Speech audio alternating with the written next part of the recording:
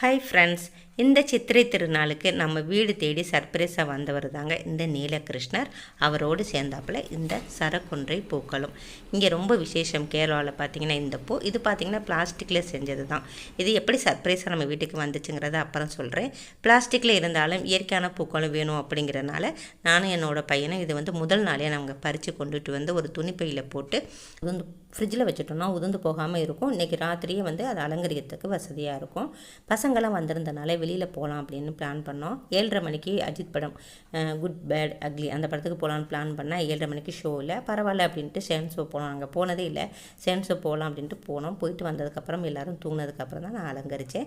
எல்லாத்தையும் திருப்தியாக இருக்கிறத வச்சு நல்லா சூப்பராக அலங்கரிச்சாச்சு. எனக்கு ரொம்பவே திருப்தியாக இருந்துச்சு. விஷு கனி காணுதல் சித்திரை திருநாளுக்கு எல்லாமே செய்யணும் இல்லையா? அதுக்கு பார்த்திங்கன்னா நம்ம வீட்டில் மாங்காய் பலாக்காய் எல்லாமே பறித்து வச்சுட்டு தான் போயிருந்தோம். அதனால ஈஸியாக வந்தோடனே எல்லாமே அலங்கரிக்க முடிஞ்சிச்சு. இன்றைக்கி ரொம்ப அதிக வேலை இருந்தனால எல்லாருக்கும் பிடிச்ச மாதிரி கொஞ்சம் வகையாக மட்டும் சமைச்சிருந்தேன். சிம்பிளாக இருந்தாலும் எல்லாருக்குமே ரொம்ப திருப்தியாக இருந்துச்சு. நாங்கள் சாயந்தரம் கோயிலுக்கு போகலாம் அப்படின்னு பிளான் பண்ணியிருந்தோம். என்னோடய கணவர் பார்த்திங்கன்னா காலையில் பக்கத்தில் ஒரு கோயில் இருக்குது, அங்கே போயிட்டு வந்தாங்க. அங்கே கை நீட்டம் பார்த்திங்கன்னா அது பிரசாதத்தோட ₹1 வச்சு கொடுத்துருக்காங்க. வீட்லேயும் பெரியவங்க பார்த்திங்கன்னா சின்னவங்களுக்கு கை நீட்டம் கொடுக்குறது வழக்கம். நாங்கள் அப்புறம் சாயந்தரம் எல்லாருமா சேர்ந்து கோயிலுக்கு போயிருந்தோம். இங்கே கனி ஒர்க்குதல் அப்படின்னு ரொம்ப விசேஷமாக இருக்கும். காலையில் அங்கனக்குள்ளே நிற்கக்கூட இடமே இருக்காதுங்க, அந்தளவு கூட்டமாக இருக்கும்.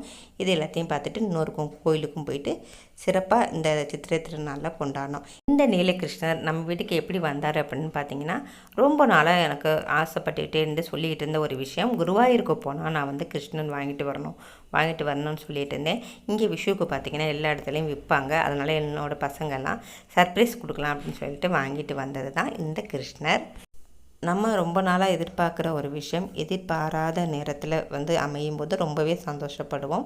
அந்த மாதிரி சந்தோஷமான மன நிறைவோடு தான் இந்த திருநாள் எனக்கு போணுச்சு. உங்களுக்கு எப்படி போணுச்சு அப்படிங்கிறத கமெண்டில் சொல்லுங்கள். ரொம்ப கிராண்டாக செய்யணும், ரொம்ப அதிகமாக எல்லாம் வச்சு தான் கும்பிடணுங்கிறதே இல்லைங்க. நம்ம எப்படி கும்பிட்றோங்கிற இல்லை விஷயம், நம்ம திருப்தியாக கும்பிட்றோமா அதுதான் விஷயமே. நான் எல்லா பதிவுகளையும் சொன்ன மாதிரி தான். அதே மாதிரி நம்ம இருக்கிற நேரத்தை ரொம்ப ரொம்ப சந்தோஷமாக அமைச்சுக்கணும், அதுவும் ரொம்ப ரொம்ப முக்கியம். அப்போது எல்லாருக்கும் இந்த பதிவு பிடிச்சிருக்குன்னு நம்புகிறேன். பிடிச்சிருந்துச்சின்னா ஷேர் பண்ணுங்கள், லைக் பண்ணுங்கள். இது வரைக்கும் நம்ம சேனலை சப்ஸ்கிரைப் பண்ணாதவங்க சப்ஸ்கிரைப் பண்ணிக்கோங்க. தேங்க்யூ.